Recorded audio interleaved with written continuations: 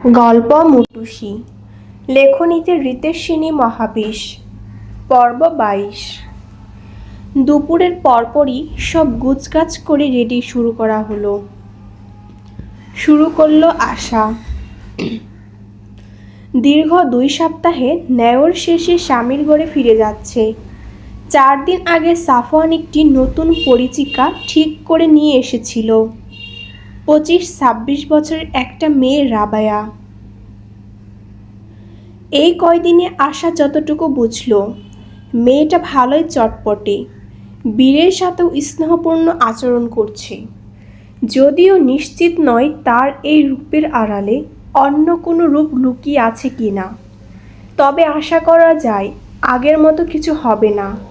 মেয়েটা বন্ধ্যাত্ব, বাচ্চা না হওয়ার জন্য স্বামী তালাক দিয়েছে। এখন পেটের দায়ে মানুষের বাড়ি কাজ করে। এই প্রতিবন্ধিতা মেয়েরা সাধারণ যে কোনো বাচ্চাকে খুব স্নেহ করে থাকে, হয়তো বীরকেও করবে। আশা রাবেয়াকে সব ভালোভাবে বুঝিয়ে দিল। মেয়েটা অবশ্য রাতে এখানে থাকতে পারবে না, সকাল থেকে বিকেল পর্যন্ত কাজ করে নিজের বাড়িতে চলে যাবে। ব্যাক বোর্ডিং গাড়িতে তোলা হচ্ছে। বোরাকের হাত ধরে দাঁড়িয়ে আছে বীর। আশা ভাইপোর মুখের দিকে তাকানোর সাহস পাচ্ছে না। বাচ্চাটাকে কথা দিয়েছিল সে এবার আর ঢাকাতে ফিরবে না, এখানেই রয়ে যাবে। কিন্তু ফিরে যাচ্ছে ঠিকই, এছাড়া তো আর উপায় নেই। কিন্তু সে এই নিষ্পাপ অবুঝ বাচ্চাটাকে বোঝাবে কি করে? গাড়িতে ওঠার আগ মুহূর্তে বীরের সামনে বসে ওর মুখটা নিজের অজানায় তুলে নিল আশা। আমার বাবা, মন খারাপ করছো ফুপুমনির উপর? বীর ডানে বামে মাথা নাড়ালো, কিন্তু ওর চেহারা বলেছে, ঠিকই বিপরীত ইঙ্গিত করছে। আশার ডান চোখ দিয়ে টপ টপ করে এক ফোঁটা অশ্রু গলালো। বীর হাত দিয়ে তা মুছে বলল, ফুপুমনি, কান্না করো না। বীর লাভস ইউ। আশা ওর নরম হাতটা ধরে তালুতে চুমো এঁকে ফিসফিস করে বলল, আমিও বাবা, খুব ভালোবাসি তোমাকে। বীর প্রশ্ন করল, আবার কখন আসবে ফুপুমনি? আসবো আবার, খুব শীঘ্রই আসবো। তুমি লক্ষ্মী বাচ্চা হয়ে থেকো। রাবেয়া খালামণি আছে, তোমাকে অনেক আদর করবে। খালামণির কথা শুনবে, বেশি বেশি করে খাবার খাবে, কেমন? বীর একদিকে মাথা কাত করে সায় দিল, আচ্ছা। আশা উঠে দাঁড়িয়ে পাশে দাঁড়িয়ে থাকা বড় ভাইয়ের বুকে মাথা এলিয়ে দিল। বোরাকও 2 হাত তুলে বোনকে স্নেহর আলিঙ্গনে জড়িয়ে নিল।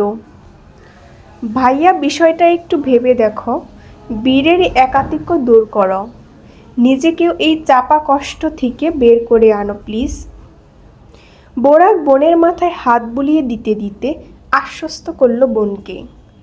আমি ভাবছি আশা, চিন্তা করিস না, সব ভালোই হবে ইনশাল্লাহ। ইনশাল্লাহ। এবার আশা আরোয়ার কোল থেকে ভুবনকে নিচের কোলে নিয়ে ওর দিকে তাকিয়ে কটকট গলায় নির্দেশ করল, আরোয়া, আমি যেন না শুনি সন্ধ্যার পর তুই বাহিরে গিয়েছিস বা আছিস, 5টার মধ্যে বাসায় চলে আসবি, বোঝা গেল? আরোয়া জড়িয়ে নিল বড় বোনকে। আশা বোনের কপালে চুমো এঁকে আদরের গলায় বলল, নিজের খেয়াল রাখবি, সবসময় খাওয়া দাওয়া করবি, তুমিও। আর বুড়াটাকে চোখে চোখে রাখবি, দুষ্টুমি করতে শিখে গেছে। হাসান এগিয়ে এসে বলল, শুধু বোনকে বিদায় জানালেই হবে? অসহায় জামাইটার দিকেও একটু তাকাও। দুলাভাই। আরোয়া ঝাঁপিয়ে পড়ল হাসানের আদরের বুকে। হাসানও ওকে আগলে নিয়ে কানের কাছে মুখ নামিয়ে ফিসফিস করলে বলল, আরও বউ, শীঘ্রই একটা বড় ধামাকার জন্য প্রস্তুত হও। আরোয়া চোখ বড় বড় হয়ে গেল। আর দুলাভাইয়ের ধামাকা মানেই ধামাকা। আবেগ সামলাতে না পেরে উচ্চস্বরে বলে উঠল, ধামাকা? কি ধামাকা? হাসান দ্রুত সাবধান করে নিয়ে বলল, আরে আস্তে আস্তে বউ, তোমার আপু শুনলে সমস্যা। সুইজারল্যান্ড তোমার পায়ের ধুলি দেওয়ার অপেক্ষায়। নিক যেন না হয়। আরও এবার ফিসফিসিয়ে বলল, ওয়েট, আপুর birthday surprise? Wow, so sweet, love you ভাইয়া। মাম্মা পাপাকে খুব মিস করছি। বিছানায় বসে মটুসির পেছন থেকে তার গলা জড়িয়ে ধরে আহ্লাদি কণ্ঠে বলে উঠল চড়ুই। মটুসির চোখ বাঁকিয়ে মেয়ের দিকে তাকিয়ে উচ্চ আচরণ করল। চড়ুই এবার বালিশের উপর থেকে ফোনটা তুলে মায়ের দিকে বাড়িয়ে দিয়ে বলল, পাপাকে একটু ফোন করো। মটুসি গলার স্বর শক্ত করে বলল, পাপার সাথে একটু আগে কথা বলেছো তুমি চড়ুই পাখি। হ্যাঁ, আরেকবার দাও, আরেকটু কথা বলি। এখন কটা বাজে দেখেছো? 10টা। এত রাত্রে আমি তোমার পাপাকে কল দেব? মাথা খারাপ? কিছু হবে না, পাপা ঘুমায়নি এখনো, দাও একটু। চোখ পিটপিট করে আদর জুড়ে বসল চড়ুই। মটুসি কিছুক্ষণ মেয়ের নিষ্পাপ মুখের দিকে তাকিয়ে থেকে এবার ওর ছোট্ট হাতের কবজি আলতো করে চেপে ধরে বলল, আচ্ছা চলো, তোমাকে একেবারেই তোমার পাপার কাছেই রেখে আসি। এত যখন মিস করছো তখন পাপার কাছেই তো থাকতে পারো, আর বীরকে আমার কাছে নিয়ে আসবো। চড়ুই চট করে বাধা সাধল, না আমি যাব না, তুমি বীর বন্ধুকেই নিয়ে আসো এখানে, তাহলেই হবে। মটুসি চোখ ছোট ছোট করে বলল, তুমি যাবে না কেন? পাপার জন্য তো দম যাচ্ছে তোমার। ছোট্ট চড়ুই এবার ঠোঁট উল্টিয়ে অভিমান ও আদর মিশালো বলল, তোমাকে ছাড়া ঘুম আসবে না তো? ব্যাস, এই এক লাইন কথাতেই প্রখর রোদের উত্তাপে বরফ গলানোর মতো গলে গেল মটুসি। প্রচণ্ড ভালো লাগার আবেগে অৎফুল্লুপ হয়ে মেয়েকে নিজের কোলের উপর টেনে নিল সে। মেয়ের সারা মুখে ছোট্ট ছোট্ট চুমু এঁকে আদরের স্বরে বলল, আমারও আসে না মাম্মা। মায়ের নরম হওয়ার এই সুযোগটায় চড়ুই আবার লুফে নিল। টুপ করে এবার আবদার পেশ করল, এখন পাপার সাথে একটু কথা বলিয়ে দাও, কথা বললে ঘুমাবো, প্রমিস। মেয়ের জেদ সাংঘাতিক, একে কোনোভাবেই দামানো যাবে না। অগাধ্যা কপাল কুঁচকে মটুসি ফোনটা হাতে নিল। মিস্টার জেন্টলম্যান নামে সেভ করা নামে ডায়াল করল সে। নামটা ঘণ্টাখানেক আগেই সেভ করা হয়েছে। রিং হতেই ফোনটা চোরের কানে ধরে দিল মৌ। কিন্তু কয়েক মুহূর্তের পরই চোরে বিরক্ত হয়ে কান থেকে ফোন নামিয়ে বলল, মাম্মা দেখো, একটা মেয়ে ইংলিশ কথা বলছে। মটুসি এবার ফোনটা নিজের কানে ধরল। ওপাশে ওয়েটিং টিউন। ফোন নামিয়ে বলল, তোমার পাপা অন্য কোথাও কথা বলছে, এখন কথা হবে না। ও, মলিন মুখের শব্দটা উচ্চারণ করল চড়ুই। তারপর বিছানা থেকে নেমে ছোট্ট চঞ্চল পায়ে নানা নানির ঘরের দিকে দৌড় দিল সে। মটুসি আবারও বইয়ের পাতায় ডুব দেওয়ার চেষ্টা করল, কিন্তু কয়েক মিনিট যেতে না যেতেই ফিরে এলো, পাপার কথা বলা শেষ হয়নি এখনো মাম্মা, আরেকবার ফোন করো না। মেয়ের কাণ্ড দেখে কপাল চাপড়ালো মটুসি। এ কেমন জাদু করে রেখেছে লোকটা তার মেয়েকে। ঠিক সেই মুহূর্তে ফোনটা বেজে উঠল। স্ক্রিনে সেই একই নাম। মটুসি ফোনটা রিসিভ করে মেয়ের কানে ধরিয়ে দিয়ে বলল, এই যে নাও, যত ইচ্ছে কথা বলো, আমাকে বিরক্ত করবে না। ওপাশ থেকে ভেসে এলো চড়ুইয়ের প্রিয় একটা কণ্ঠস্বর, বলুন মিস। পাপা, আমি চড়ুই পাখি। ও, আমার মা? হ্যাঁ, তো আমার মা কি করে? আমি তো মাম্মার কাছে বসে আছি। আমার বীরবন্ধু কি করছে? এই যে তোমার বীরবন্ধু, কথা বলো। বোরাক ফোনটা বীরের কানে ধরল। বাবা চড়ুই পাখি, কথা বলো। বীর মুখ থেকে ফিডার নামিয়ে আলতো করে ডেকে উঠল, চড়ুই পাখি। বীরবন্ধু, তুমি কি করছো? আমি পাগল সাথে বসে আছি আর আমি পাপার সাথে বসে আছি আর মিল্কি খাচ্ছি। ঘুমাবো তো তাই। তুমি কি করো? আমি মাম্মার সাথে বসে বসে তোমার কথা বলছি। তুমি মিসের হোমওয়ার্ক শেষ করেছো? করেছি। তুমি করেছো? হ্যাঁ, আমি হোমওয়ার্ক অনেক দিন আগেই করেছি। আজকে আমি নতুন পড়ালেখা করছি। আচ্ছা, এখন পাপাকে দাও। বীর এবার বোরাকের দিকে তাকিয়ে বলল, পাপা, চড়ুই পাখি তোমার সাথে কথা বলবে। বোরাক ফোন নিজের কাছে উঠিয়ে নিল, হাসি মুখে জিজ্ঞেস করলো, চড়ুই পাখি, রাতে কি খেয়েছো? পাপা, আমি ডাল ভাত খেয়েছি। মোটুসির দৃষ্টি খোলা বাহিরের পাতায় আবদ্ধ থাকলেও কান খাড়া হয়ে আছে এই দিকেই। মেয়ের মুখে কেবল ডাল ভাতের কথা শুনে কপাল কুঁচকালো সে। শুধু ডাল ভাত খাওয়িয়েছে সে তাকে? জেন্টালম্যানের সামনে তাকে ছোট করা হচ্ছে। এবার কপাট রাত দেখিয়ে সে মেয়ের উদ্দেশ্যে ফিসফিস করে বলল, আমি তোমাকে শুধু ডাল ভাত খাওয়িয়েছি চড়ুই পাখি, ডিমের অমলেট করে দিইনি। ওটার কথা কেন বললে না? মোটুসির দেখা দেখি ফোন কানে রেখে চড়ে ফিসফিস করে বলল, মাম্মা, কি বলছো? শুনতে পাচ্ছি না, আর একটু জোরে বলো। এ পর্যায়ে মোটুসির হতাশায় নিজের কপাল চাপড়ালো। ওপাশে বোরাক মা মেয়ের ফুসুর ফুসুর শব্দ নিঃশব্দে হাসছে। এবারে বলল, আচ্ছা, মাম্মা কি করছে? মাম্মা তো বসে বসে পড়ালেখা করছে। বাহ, জ্ঞান আহরণ, ভালোই। কথাটাই বোরাক মনে মনে বলল। মুখে বলল, স্পাইরো, তোমার জ্ঞানী বাবাকে বলো তুমি অনেক পড়াশোনা করেছো, আর লাগবে না। এত বেশি পড়লে মাথা পাগলা হয়ে যাবে। এখন আমাকে বেশি বেশি পড়াও। কথাটা শেষ হতে না হতে বেড তড়িগড়ি করে ঘাড় গড়িয়ে বোরাকের দিকে তাকালো। অধৈর্য গলায় বলল, পাপা, আমি একটু মাম্মার সাথে কথা বলবো। হ্যাঁ বাবা, নাও। বোরাক ফের ফোন নামিয়ে বীরের কানের হলো। বীর ডেকে উঠল, মাম্মা। ওপাশে মুটুসিও ততক্ষণে নিজের কানে ফোন নিয়েছে। হ্যাঁ বিশ্বনা, বলো। মাম্মা, জানো আমার আশা ফুপুমনি আজকে ঢাকায় চলে গিয়েছি। খালিক মনির মুখে বলল বীর। ও, তাই বীরের মন খারাপ বুঝি? হ্যাঁ, বীরের খুব মন খারাপ। মন খারাপ করো না। আচ্ছা, তুমি কি খাবে বলো, মাম্মা কালকে তোমার জন্য বানিয়ে নিয়ে যাবে।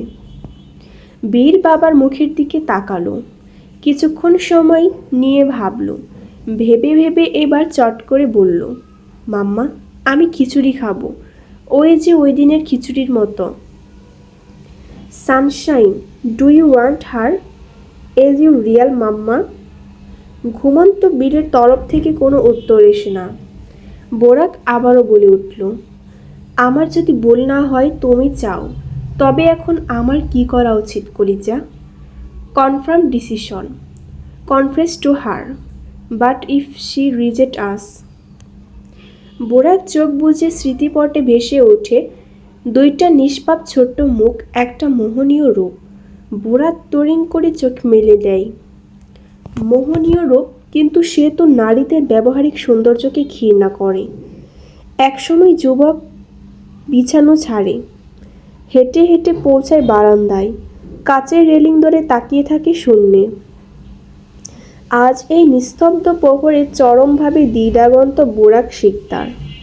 তার অবচেতন মন মানসিকতা আলাদা দুটো সত্তা, নিজেদের মধ্যে তর্ক বিতর্কে লিপ্ত। তার পিতৃসত্ত্ব ও পুরুষসত্ত্ব এক চূড়ান্ত সিদ্ধান্ত গ্রহণের পক্ষপাতী হলেও অভিজ্ঞ মস্তিষ্ক ক্রমাগত সতর্কবার্তা দিয়ে যাচ্ছে। ভবিষ্যতে না ভেবে কেবল ব্যবহারিক কিছু খুশি আর সৌন্দর্যের উপর ভিত্তি করে একই ভুল দ্বিতীয়বার করার সাহস দেখাচ্ছিল বোরাক।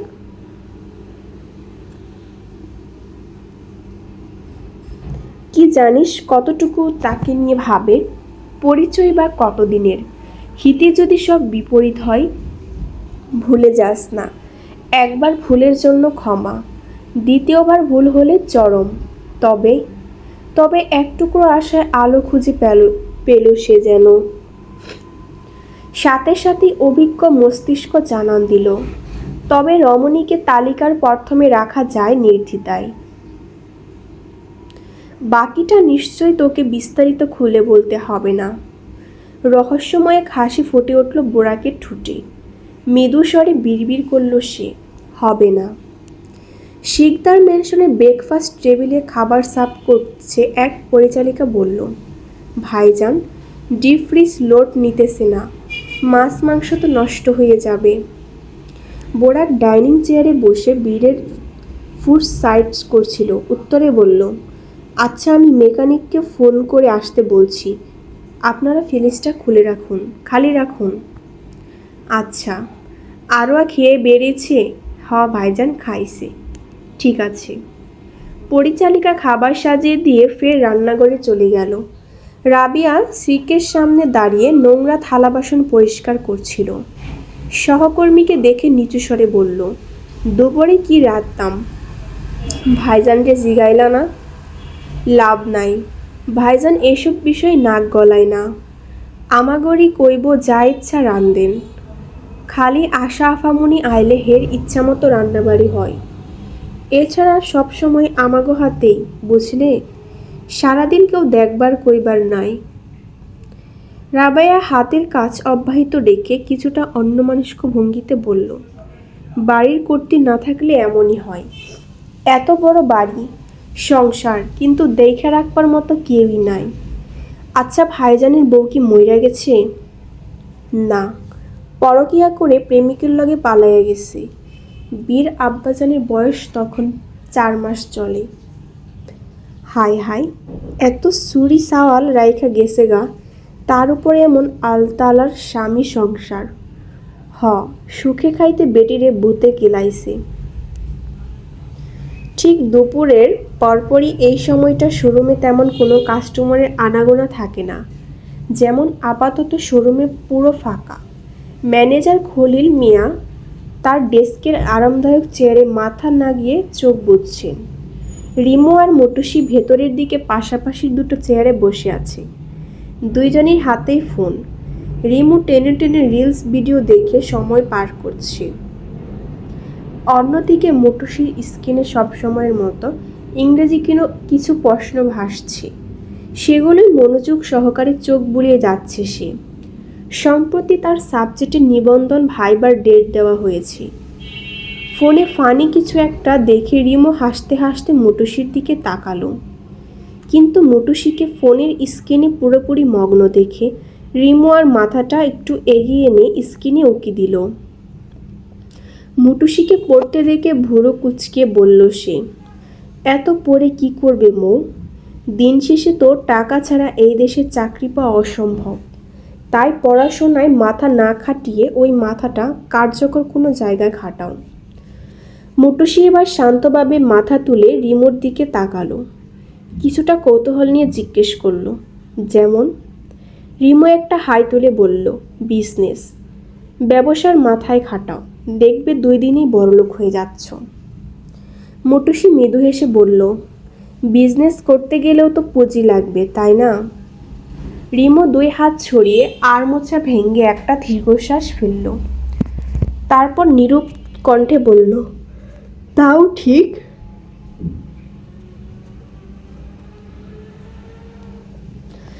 তার মানে দাঁড়াচ্ছে, যেহেতু আমাদের হাতে টাকা নেই, তাই বড়লোক হওয়ার স্বপ্নটাও আমাদের জন্য নয়।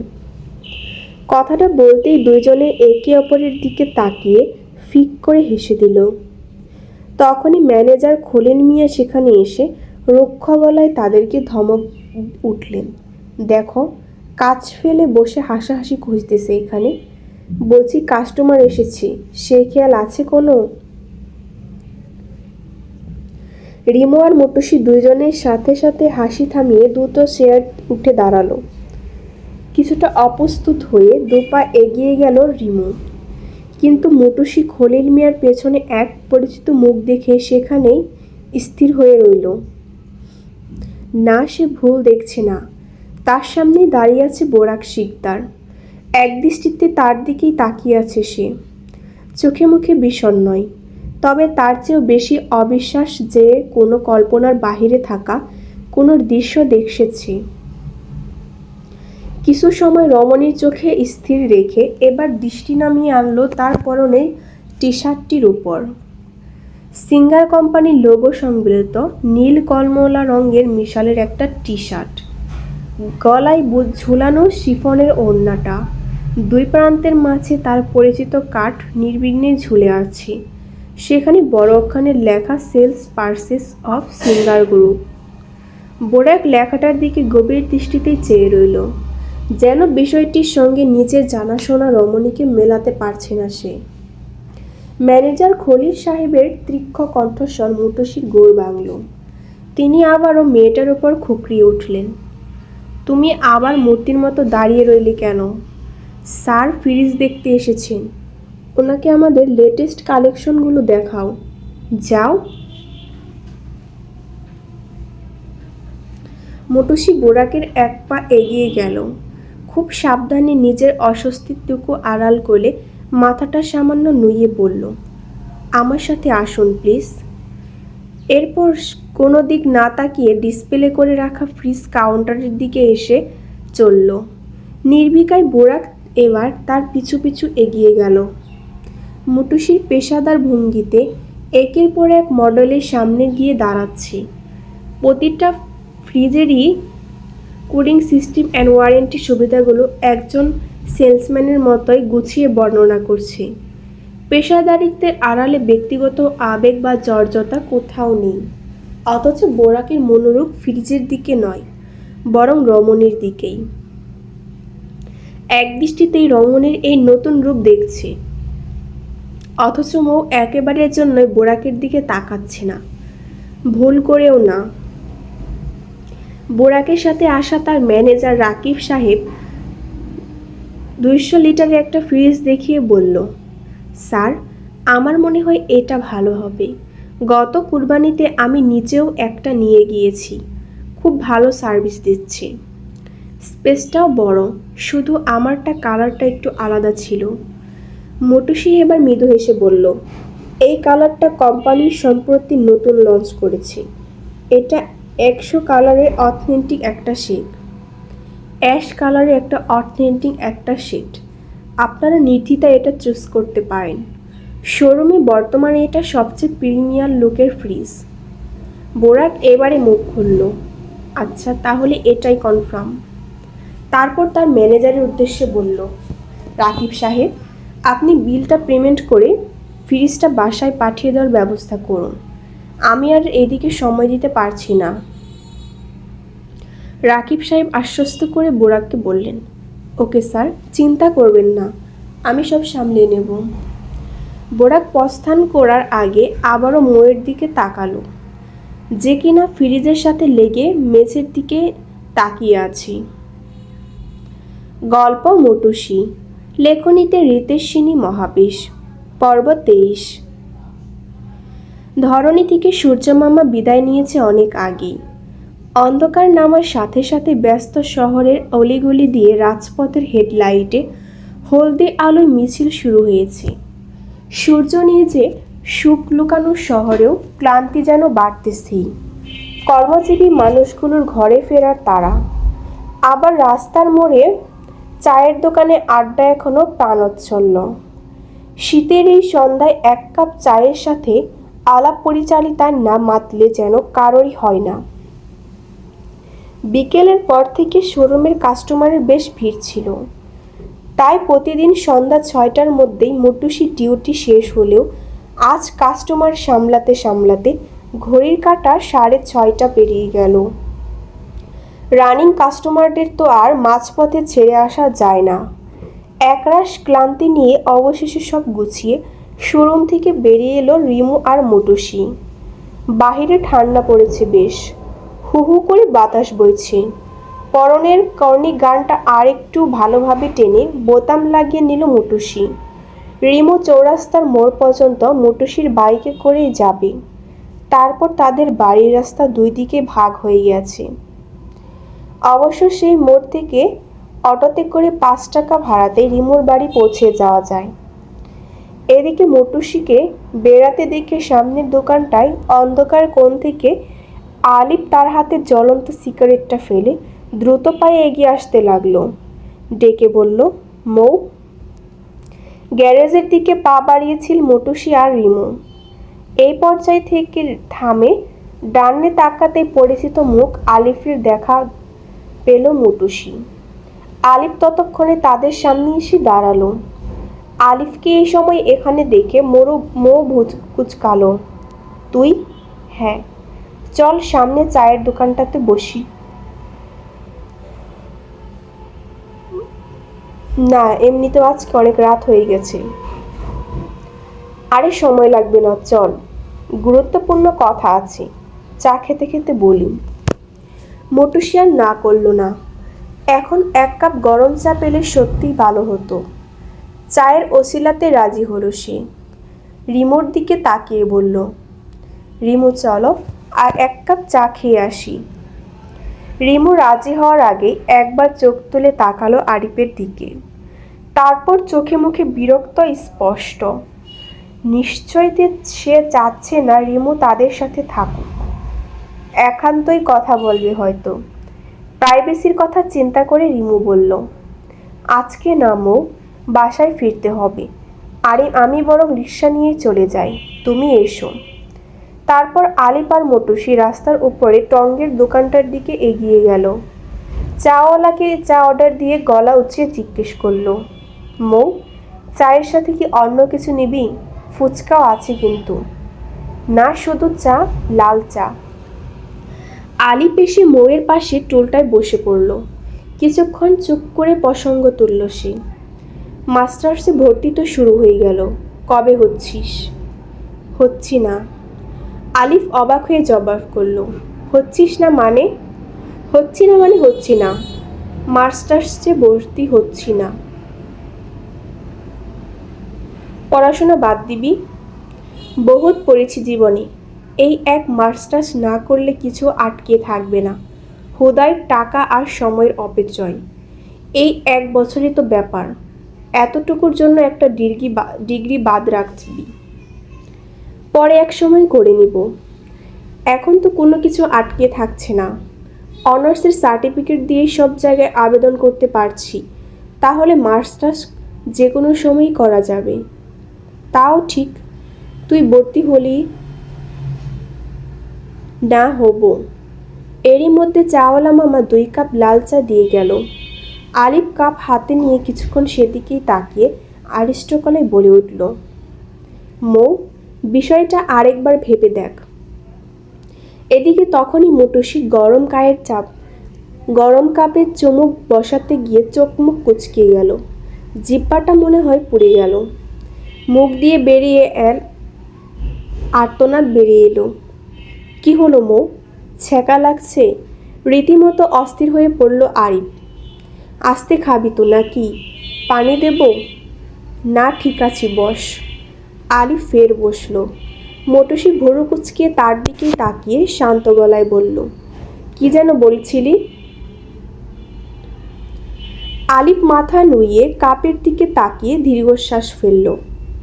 সেভাবেই বলল, মৌ, তুই বিশ্বাস কর, আমি চোরাইকে কখনো নিজ সন্তানের চেয়ে কম দেখব না।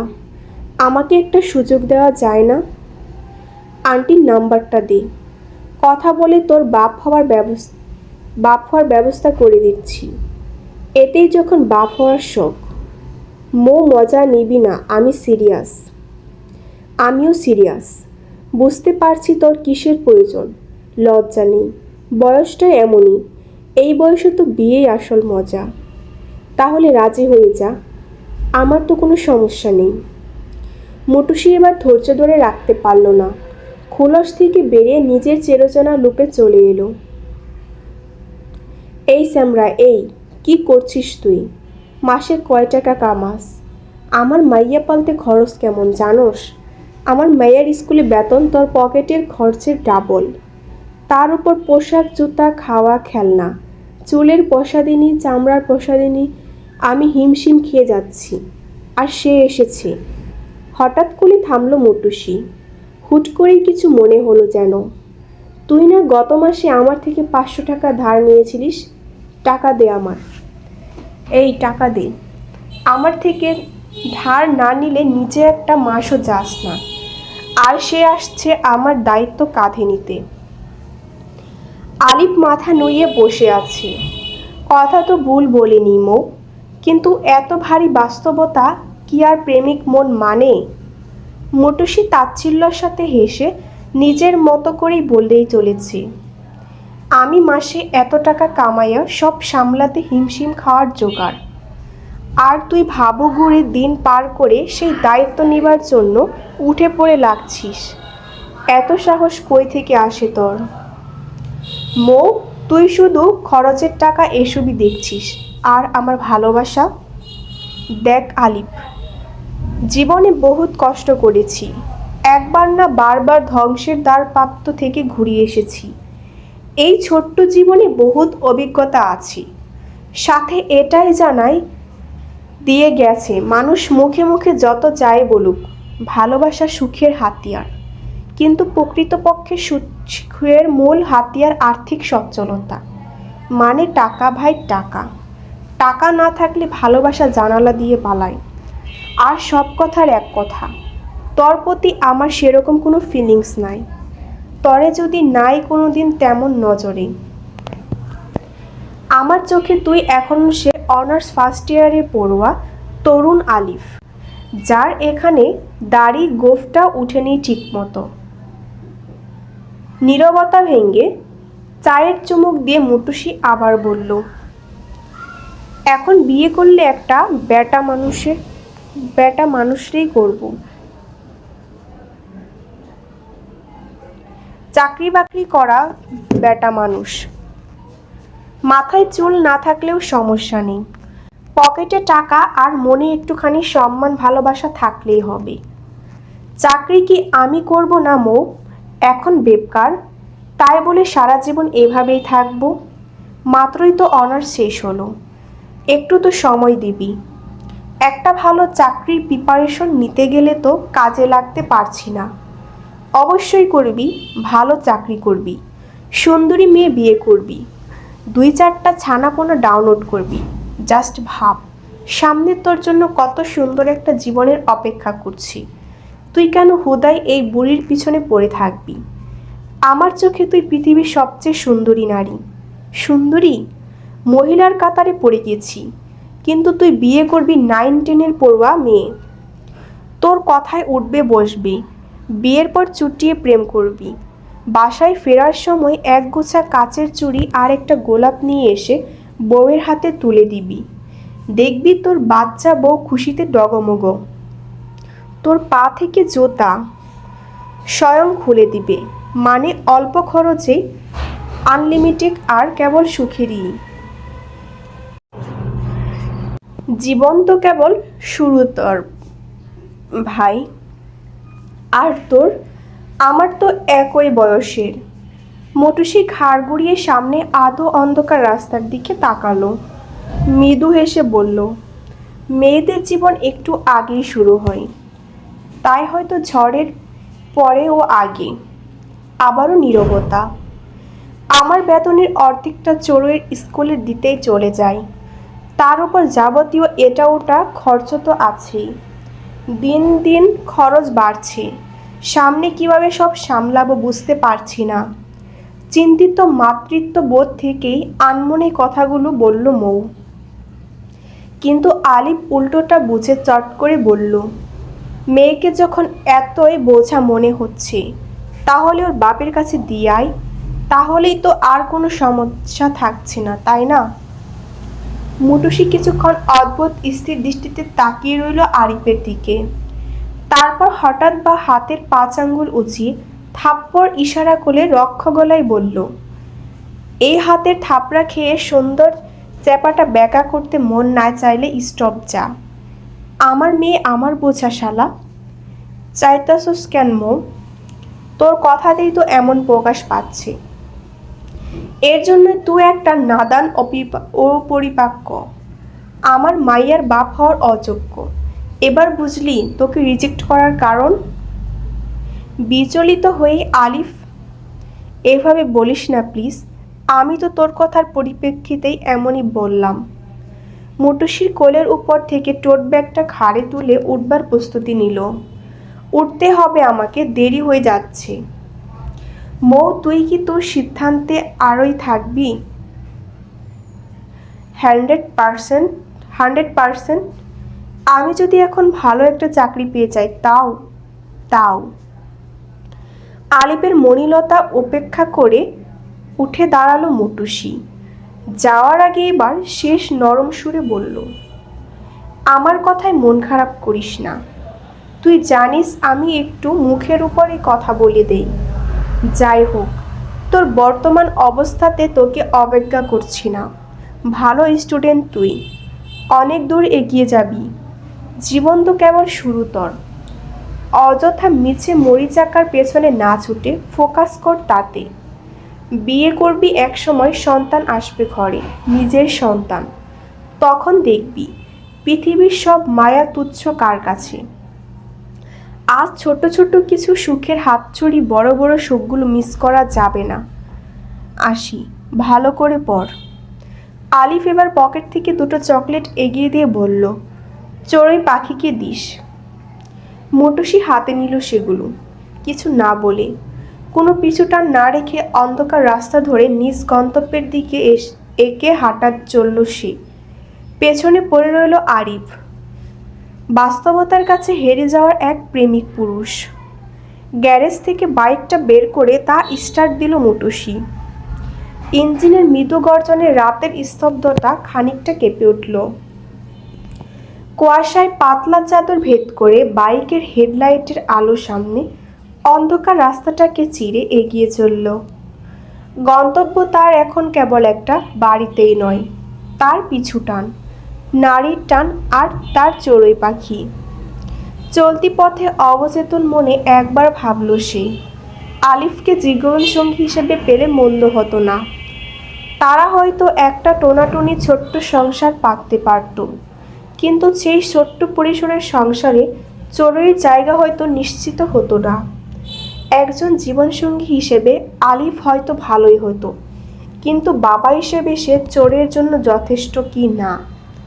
সে অবিলয় বলে দিল যে চড়ুই তার বাপের কাছে পাঠিয়ে দে, সব সমস্যার সমাধান হয়ে যাবে। কিন্তু এটা আদৌ এই জীবনে সম্ভব মৌয়ের কাছে? আলিফের মন মানসিকতা তো কেবল এখনও একটা পাগলাটো প্রেমিকের মতোই, আবেগের জোয়ারেই ভাসছে। কিন্তু মটুসির জীবনটা অনেক আগেই বাস্তবতার কঠিন পাথরেই শানিত হয়েছে। সে এখন কেবল একজন মেয়ে নয়, একজন মা। সে, তার এই জীবনে এখন কেবল প্রেমিক নয়, বরং একজন দায়িত্ববান পুরুষ প্রয়োজন। এমন একজোড়া হাত, যা বিপদের দিনে শক্ত করে তার হাতটাই ধরতে পারবে, যা আস্থায় আশ্রয় করে রাখবে। তার চাই একটা মানসিক সঙ্গী, সর্বোপরি সে সাথে তাকে অবশ্যই হাতে আর্থিক সঙ্গীও। যে ছেলে এখনও নিজের সমস্যাটুকু সামলাতে না পেরে মটুসির কাছে ছুটে আসে, সামান্য বিষয়ে ভেঙে পড়ে, সে মটুসিকে সাহস দেবে কিভাবে? সে নিজেই এখনও গুছিয়ে উঠতে পারেনি। সে চোরের মতো একটা ছোট্ট প্রাণের ভার বইবে কি করে? আর সব কথার মোট কথা, যার সাথে গড় বাঁধতে মন সায় দেয় না, তার দিকে পা বাড়ানো কোনো মানেই হয় না। মটুসিদের বাড়ির গলিটা একটু সরু, তাই যথাসম্ভব ধীরগতিতে স্কুটি চালিয়ে এদিকেই চলেছে মৌ। এদিকে তার আবেগ আগে গলি ধরে নীতিও তাদের বাড়ির দিকে হেঁটে এগাচ্ছে। মটুসি তাকে পাস করে যাওয়ার সময় নীতি ডেকে উঠল, মটুসি দাঁড়াও। মৌ স্কুটি ব্রেক করে থামল, চোখে মুখে বিরক্তির ছাপ। নীতি দত্ত হেঁটে এসে স্কুটির সামনে দাঁড়িয়ে রাস্তা আটকিয়ে দিল। মটুসি হেলমেটের ভাইজারটা ওপরে তুলে বিরক্তিকর গলায় বলল, কি সমস্যা নীতি আপু? মাঝপথে এভাবে থামতে বললে কেন? নীতির চেহারায় নোনমূর্তি আগুন জ্বলছে যেন। সে দাঁতে দাঁত চেপে বলল, সমস্যা আমার নাকি সমস্যা তোর? মটুসি দীর্ঘশ্বাস ফেলে নিজেকে সামলানোর চেষ্টা করল। শীতল গলায় বলল, কি বলতে চাইছ সরাসরি বলো, আর না হলে রাস্তা ছাড়ো। আমার অঢল সময় নেই তোমার মতো। দুটো কথা শোনার সময় নেই, কিন্তু বড়লোক বেটার আবেগকে মালা গেঁথে গলায় ঝোলানোর সময় ঠিকই আছে। তাই তো? মটুসি স্থির দৃষ্টিতে তাকালো, চোয়াল শক্ত করে বলল, কাকে কি বলছো নীতি আপু? বলার আগে নিজের ভাষা ঠিক করো। আমি ভাষা ঠিক করব? তোর চরিত্র ঠিক আছে? বড়লোক দেখলেই জিহ্বা দিয়ে লোল পড়ে, তাই তো গলায় ঝুলে যেতে ইচ্ছে করে। Stop your fucking mouth! চিৎকার করে উঠল মোম। হঠাৎ দুটো রাগে থরথর করে কাঁপছে তার। হ্যান্ডেলটা এত জোরে শক্ত করে চেপে ধরেছে, আঙ্গুলের কড়গুলো রক্তিহীন ফ্যাকাশে হয়ে উঠেছে। কিন্তু নীতি মৌয়ের এই কঠোর অভিব্যক্তির কোনো তোয়াক্কা করল না। বিষাদগার করে চলল সে। আহা, কত মধুর ডাক! পাপা! এতই যখন মেয়ের ইমোশনের ভাণ্ডার, তখন বিয়ে করে একটা নতুন বাপ তুলে দিচ্ছিস না কেন তাকে? নিজের ফায়দা করতে না পেরে মেয়েকে পিছিয়ে লাগিয়ে দিয়েছিস। ভালোই ছোট্ট থেকে ট্রেনিং করিয়ে নিচ্ছিস। নীতি বাক্যটি শেষ করতে পারল না। তার আগে মটুসি নিয়ন্ত্রণ হারালো। নিজেকে নিয়ে হাজারটা কথা হোক, সে সহ্য করে নেবে, কিন্তু তার চোরকে নিয়ে করা একটা বাজে ইঙ্গিত সে কোনোভাবে বরদাস্ত করবে না। ঠাস! বাতাসের হাত করার শব্দে হতে নীতির মুখটা এদিকে বেঁকে গেল। টান সামলাতে না পেরে থপাস করে মাটিতে পড়ে গেল সে, এবং ওঠার আগে মটুসি স্কুটি থেকে নেমে এসে ওর সামনে ঝুঁকে বসল। ওর হাতে নীতির চুলের মুঠি শক্ত করে চেপে ধরে মটুসি দাঁতে দাঁত চেপে বলল, আমার মেয়েকে আমি ট্রেনিং দিব নাকি বাপ দেব তা সম্পূর্ণই আমার ব্যাপার। তুই মাঝখানে নাক গলানোর কের? দুর্নীতি! কোন সাহসে আমাকে আর আমার মেয়েকে নিয়ে কথা বলিস? তোর কলিজাটা খুলে মেপে দেখব। নীতি যন্ত্রণায় কাঁকড়িয়ে উঠল। তপ ক্রোধ আর আক্রোশ থেকে মটুসির উপর পাল্টা আঘাত করতে হাত তুলতে ভুলল না, কিন্তু দক্ষ মটুসির সাথে পেরে উঠল না। ওঠার কথাও নয়। ছোট্টবেলা থেকেই এই মেয়ে মারামারি আর চোলাচলিতে পিএইচডি প্রাপ্ত কিনা। নীতির হাত বন্দি হলেও মুখ নয়। বিন্দুমাত্র বিচলিত না হয়ে রক্তচক্ষু নিয়ে তাকিয়ে দাঁত খিচিয়ে বলতে লাগল সে, কি ভেবেছিস মা মেয়ে মিলে 2 দিনের মায়া জালে ফাঁসলেই বোরাককে পেয়ে যাবি? নিজের স্ট্যাটাস কোয়ালিটি দেখেছিস কখনো? তোর মতো মেয়েরা জোর হলে তার ব্রেড পার্টনার হতে পারবে, লাইফ পার্টনার না। 2 দিন উল্টাপাল্টা ইউজ করে টিস্যু পেপারের মতো ছুঁড়ে দিবে ডাস্টবিনে, তখন কি করবি? মটুসি চল শক্ত করে মৃদু হাসল। নীতির চুলের মতোই হাতটা আরও দীর্ঘ করে বসল তার। একজন মায়ের কণ্ঠে আদম্য তেজ আর তার গর্ব জড়ানো বলল, শোন দুর্নীতি, আমি মৌ, আমি মা, তোর মতো সস্তা নয়। ছুরি দেওয়া তো দূর, এই আমাকে ব্যবহার করার সুযোগটাও পাবে না কেউ। No one can. আর হ্যাঁ, এক বালতি শুভকামনা তোর জন্য। খুব শীঘ্রই বীরের মা হয়ে নিজের 12 বাতারি লক্ষ্যে পৌঁছিয়ে যা। নীতির হাতটা সজোরে ঝাটকিয়ে দিয়ে উঠে দাঁড়ালো। হেলমেটটা হাতে তুলে নিয়ে ছাড়া দিয়ে ধুলো ঝেড়ে ফেলল। তারপর আর কোনো দিকে না তাকে স্কুটিটা উঠে টান দিল সামনের দিকে। নীতি আস্তে আস্তে উঠে দাঁড়িয়ে সাইড ব্যাগটা কাঁধে তুলে নিল। আক্রোশ মাখা চোখে মটুসির যাওয়ার দিকেই তাকিয়ে বিড়বিড় করে বলল, আজকে যা করলি তার জন্য বড় পস্তাতে হবে তোকে মটুসি। চোরই আজ একটু ভয়ে ভয়ে আছে। এসেছে পর্যন্ত মাম্মা তার খুব রেগে আছে। এতটুকু মাথা গরম হয়ে যাচ্ছে, যদিও এখন পর্যন্ত সে সরাসরি চোরের উপর রাগ দেখায়নি, কিন্তু মায়ের এই চাপা ও গম্ভীর উত্তেজনা ছোট্ট চোরের মনেকে অদৃশ্য ভয় দেওয়াল জুড়ে দিয়েছে। মটুসি ব্যস্ত হাতে বিছানার উপর গাদা করে রাখা কাপড়গুলো একে একে ভাঁজ করছে।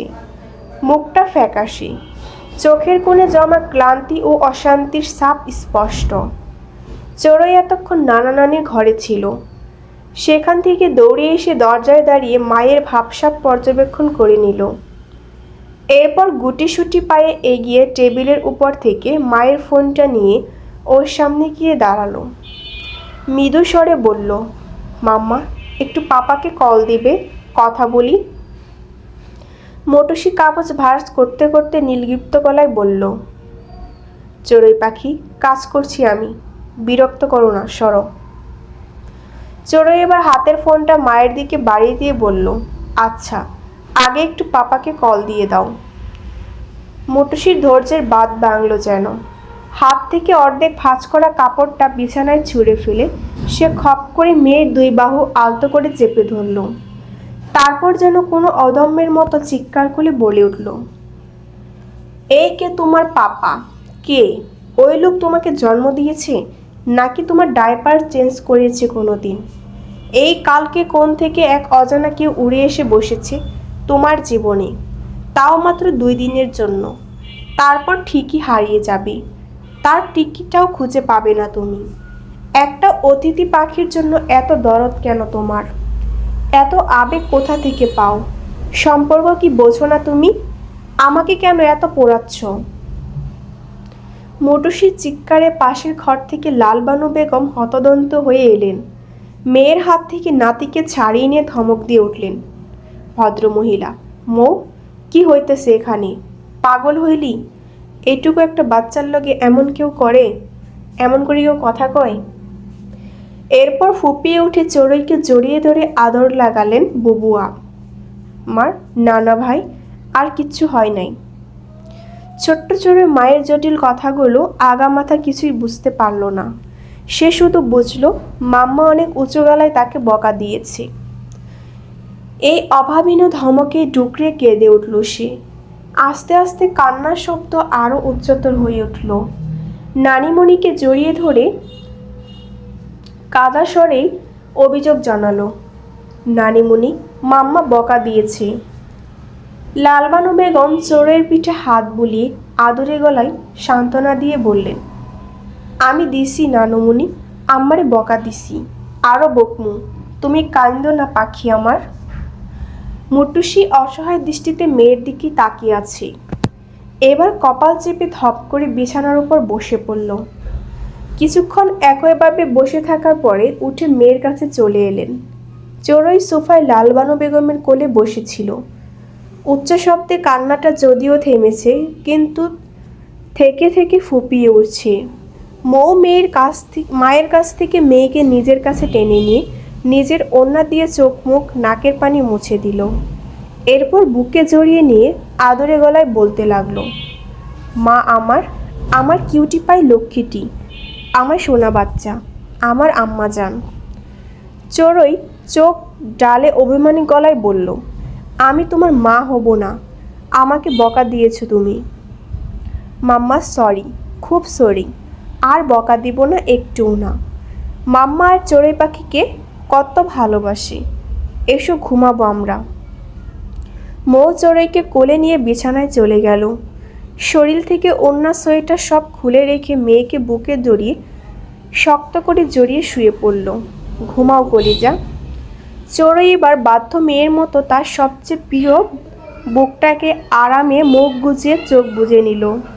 মটুসি চোখ নামিয়ে মেয়ের নিষ্পাপ সরল মুখের দিকে তাকিয়ে থেকে ওর মাথায় আলতো করে হাত বুলিয়ে দিচ্ছে। অথচ তখন তার মাতৃত্ব মনের ভেতর চলেছে এক নিরন্তর নীরব আর্তনাদ। মাম্মাকে রাগাও কেন মা? মাম্মার কথা শোনো না কেন? অবুঝ তুমি তো বুঝতে পারছো না, তুমি যে পথে হাঁটছ তা আসলে চোরাবালির পথ। ওপর থেকে সুন্দর সমতল দেখালেও তার নিচে লুকিয়ে আছে মরণ ফাঁদ। আবেগের বশে সেই অতল সমুদ্রে ডুবে মরবার এত উতলা কেন তুমি? আমার চড়ুই পাখি, তুমি না বুঝলেও তোমাকে হাত ধরে সে ফাঁদে টেনে নিচ্ছি। অথচ তোমার মাম্মা এতটা শক্তিশালী নয়।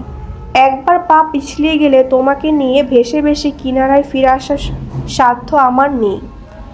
এক ফোঁটা তপ্ত অশ্রু রমণী চোখে কর্নিশ বেয়ে পড়ল বালিশে। আরেক ফোঁটা গড়াতে যাবে তার আগেই মৌ হাত তুলে আঙ্গুলের ডগায় উঠিয়ে নিল অশ্রুবিন্দুটি। নিজেকে সামলিয়ে আবারও মেয়েকে বুঝিয়ে বলতে চাইল, তোমার মাম্মা ওনার স্টার্সে নয় সোনা, তোমার মাম্মা ওনার স্ট্যাটাসে নয়। একই পৃথিবীতে বাস করলেও তাদের আর আমাদের জগৎ সম্পূর্ণ আলাদা। তারা আমাদের জন্য মরীচিকা, যাদের হয়তো খুব কাছ থেকে দেখা যায়, অনুভবও করা যায়, কিন্তু আঁকড়ে ধরে সারা জীবন বাঁচা যায় না। চলবে, গল্পটি ভালো লাগলে অবশ্যই আমার চ্যানেলটি লাইক এবং সাবস্ক্রাইব করে দিয়ে পাশেই থাকবেন।